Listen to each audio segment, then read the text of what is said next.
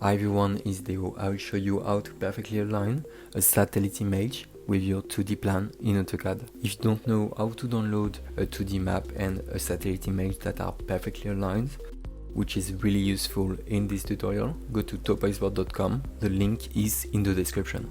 First, turn off all the layers except the one called frame.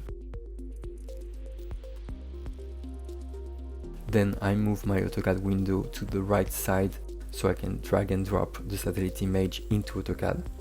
I place the image at the origin point. For the second point, I intentionally don't scale it perfectly right away. That way I can make sure the final scale is accurate. Now I can turn all the layers back on.